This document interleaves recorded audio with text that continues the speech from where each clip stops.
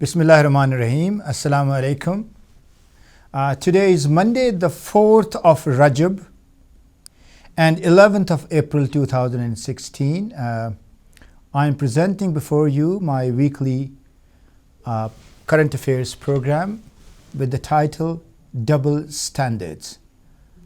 This is a live and interactive program, and today's topic, which I'm covering, is Pakistan's Prime Minister and Panama leaks. The myth and reality about these.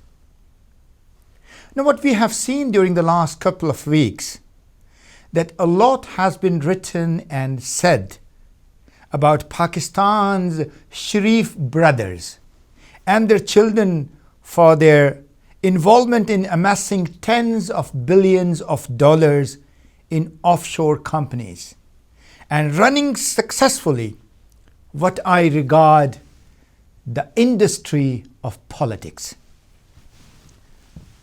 Although they are being defended by their ferocious Rottweilers like Pervez Rashid, like Khwaja Asif, Saad Rafiq, Daniel Aziz, Rana Snaullah, and a few television channels. The people of Pakistan have a different point of view. According to the public jury, they have given their verdict against the Sharif brothers, and that verdict is guilty. They are guilty. Now, this resonates what these dirty, corrupt politicians of Pakistan, the Zardaris, the Sharifs, they keep on saying whenever the court takes action against them or they are prosecuted and they are seeing some profile of their comeuppance, they start saying, let the courts punish us. We will prove we were innocent because we are only accountable to the court of the people. Now, the court of the people, through television channels, through public rallies, through writings by the print media, they have vehemently called them guilty. So the verdict has come. So how they can say that now the public is supporting them? They will go to the public courts. Now, gone are the days when we used to compare one government with another government successively, calling one government as a good government and the other as bad government. And the ensuing electoral razzmatazz or activity which takes the nation after every 5 years on the polling stations. So two governments are separated, are distinguished on the basis of their performance. One is called good government and other is called bad. Now, gone are these days. In these days, we hardly have any good government. So that has become colloquial. That has become a hypothetical expression. In reality, today we are comparing between a bad government on one side and the worst government on the other side. Conversely, from October 1999, when General Pervez Musharraf staged a coup d'etat and removed the political government of Sharif brothers, and he ruled without a parliament, or without a democratic setup, as that is called symbolically. He ruled from 12th of October 1999 to March 2002. Elections were called, and the first parliament which Musharraf supported and endorsed was the parliament of Shaukat Aziz, the government of Shaukat Aziz, and the parliament which predominantly was shaped by the people who were elected from Pakistan Muslim League, Quaid-e-Azam or Q. So they came with their agenda, and they make very high claims that they achieved that. They try to make an egalitarian society. They emancipated the people of Pakistan. So many towering claims by the government that ruled Pakistan from 2002 to 2008. So almost 6 years. But when it comes to reality, when it comes to comparing them, evaluating them on merit, a little was done to put Pakistan's economy on the track and cultivate good parliamentary relations between different parties, diametrical against each other. Then came the wolf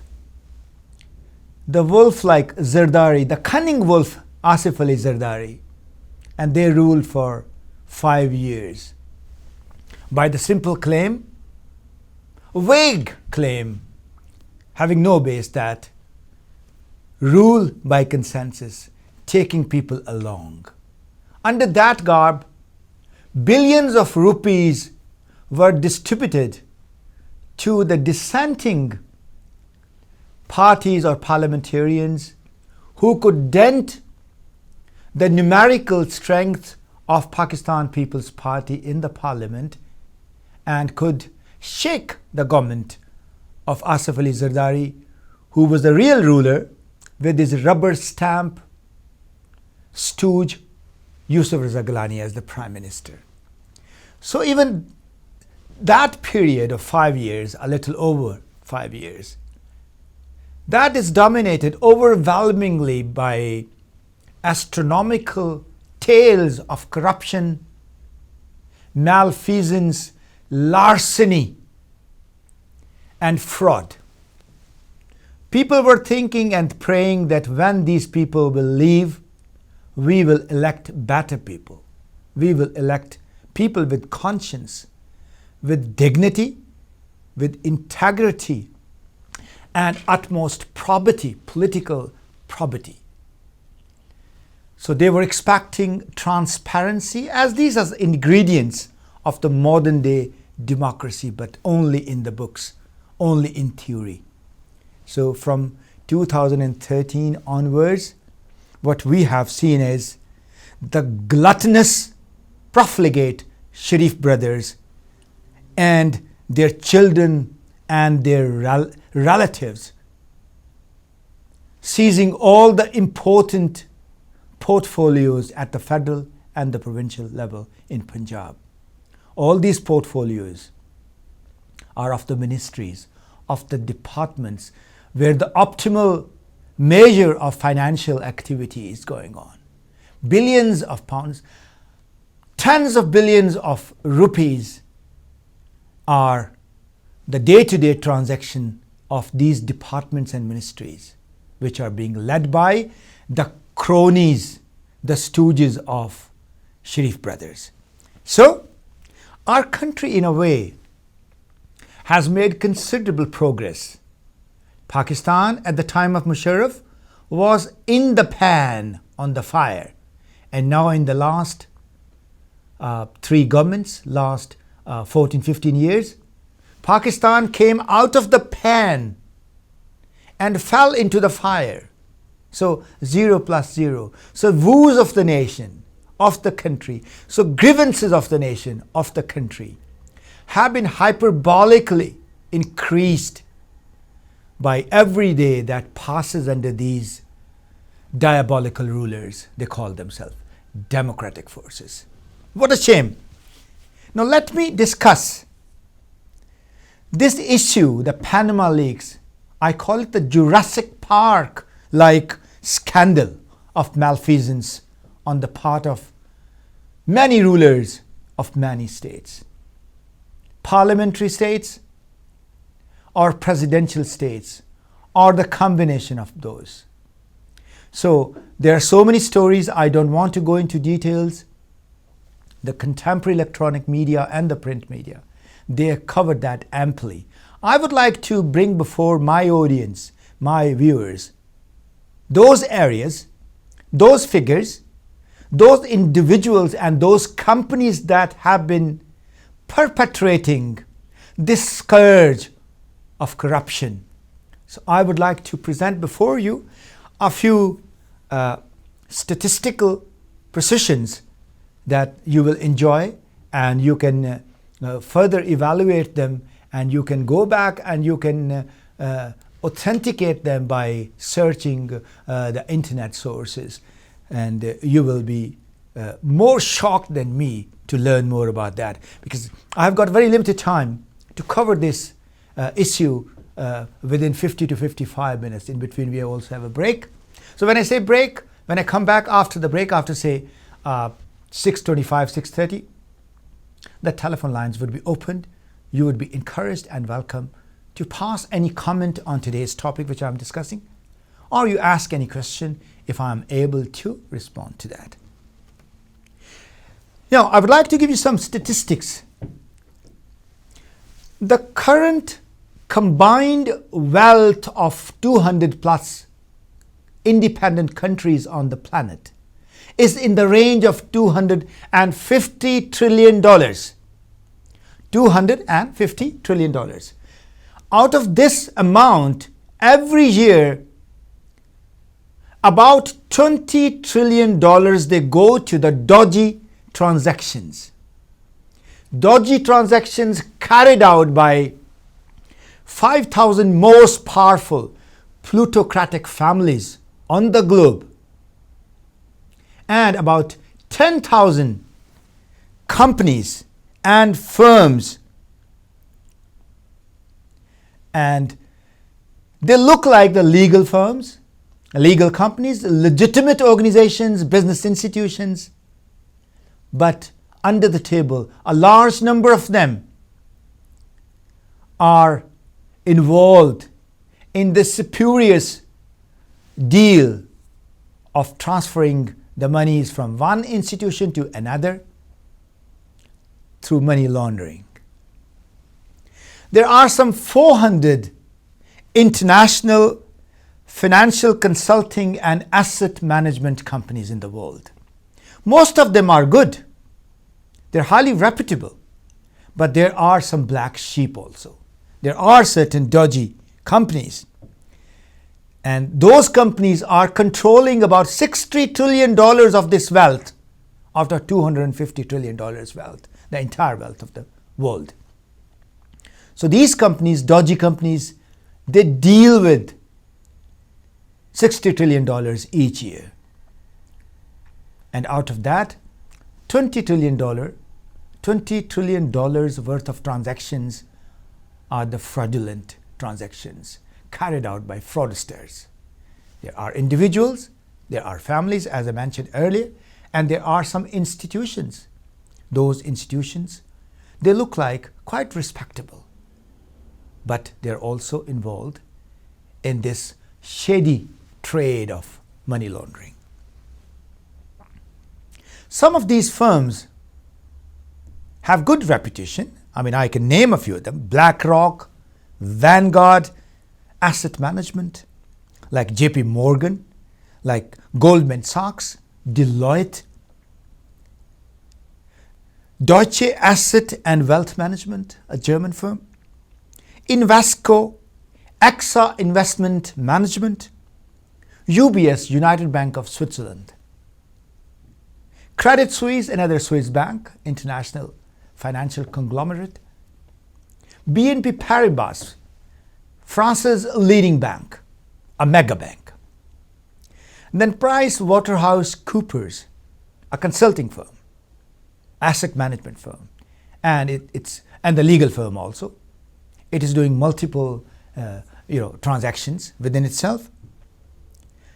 And Mossack Fonseca, the company whose investigation has caused umpteen sleepless nights to the individuals and institutions, making scores of billions of dollars each year without any transparency. Some of them are good, like I said, and some are bad. Apart from these asset management giants, there are huge asset management companies, hedge fund management companies, and the institutions, and some of these institutions, these hedge fund management consulting firms, some of them, they are indulged into dodgy deals. So they help spurious people, fraudsters, to transfer tons of monies from one place to another place, leaving behind no trails or footprints. So accountability is easily avoided. Then these companies during the last 2 decades, some of them, they have fallen under the scrutiny of local and international financial watchdogs, regulatory bodies such as we have in the UK, Financial Conduct Authority, FCA, and the Serious Fraud Office, National Audit Office, like the Accountability Bureau in Pakistan, as we have in UK, National Audit Office. So these regulatory bodies, they try to keep an eye on the trails of these monies, in billions of them, in billions that monies are being transferred to offshore islands. A meticulous analysis of these companies puts forward a figure that currently there are more than 1,300 mega offshore companies helping these 5,000 plutocratic families and about 10,000 massive, colossal financial firms in the world. And they are doing, not for years, not for decades, but for a couple of centuries. So these companies have been under the scrutiny, especially in the last 20 years or so. Some of them, they go away, they get away with it very smartly, hiring big legal firms that can hamper prosecution, and in the end, the case prolongs onto decades and decades, and in the end, certain people, they die, certain people, they change the business title, they go bankrupt, and in the end, the aggrieved people, the people who invested the money in the first place, they get hardly anything. So no dividend for them. So no reprieve for them. Interestingly, in 2011, one big scandal created a huge vortex of uncertainty for the contemporary financial institutions and the investors who had deposited tens of billions of euros and pounds in one Swiss bank, big Swiss bank, United Bank of Switzerland, UBS.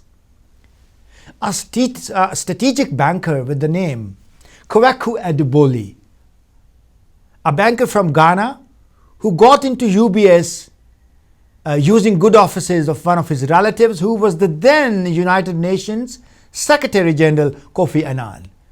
So using his good offices, Kwaku Adeboli got this highly prestigious post, and he was working in UBS in the most sensitive division, and he was almost all in all of that division. That division is called Delta One. Now Delta One is the section of an international big bank that deals with the transfer of billions of dollars on a day-to-day basis. So the electronic transfers, and he actually inadvertently he divulged certain companies, certain depositors, their names were slipped through inadvertently by him, and they became available to the press and electronic media. So investigative journalists, they got that clue and they started investigating. They started examining the nature of the scandal, and he gave the names of about 200 individuals in the world, and very big fish amongst them. And in the list of those 200, we also had 38 names from Pakistan. These names, they included the politicians, the bureaucrats, and the dodgy businessmen. So the names of Zardaris, the Sharifs, Mia Mansha, several other people, they were there. And that information was available on the internet for about 3 years, from 2011 up to 2014. Edward Snowden, the WikiLeaks, Julian Assange, and other people who were counter-snooping the secret electronic transfers through emails, through text messages, and through internet. So with the help of them, this information became public. People wrote volumes on this information. And we had 38 Pakistani politicians, bureaucrats, and businessmen, their names on that list. This was later on purportedly known to the Western media here in the UK. And later on it was corroborated, endorsed by Ishaq Dar, Pakistan's Chancellor of Exchequer, who knows nothing of national economy, who knows nothing of finances, but only by virtue of being a bursar, a petty bursar of the Sharif family, he rose to the ranks. Then the matrimonial unity between their children, the Sharifs and Ishaq Dar, that cemented his position. And he became, from just a petty accountant to a big force in Pakistani politics to deal with a country with nuclear weapons, deal with a country with an army of more than 500,000 soldiers. So the state affairs, especially the exchequer, was given to this gentleman. Charlatan completely. So merit was, the only merit was, he was the close relative of the Sharif families. So with this, these 38 people, they are still on the list. So Ishaq Dar endorsed that Pakistani politicians, bureaucrats, and the businessmen, including his bosses, his mentors, the Sharifs, had $200 billion in these banks, French banks, Swiss banks, and other offshore banks. So that was a confession. Nobody took a heed of that. The judicial system is so weak in our country that these things, they are not taken to the task through the suo motu by our Chief Justices. So we take a short break. When I come back after the break, the telephone lines will be open.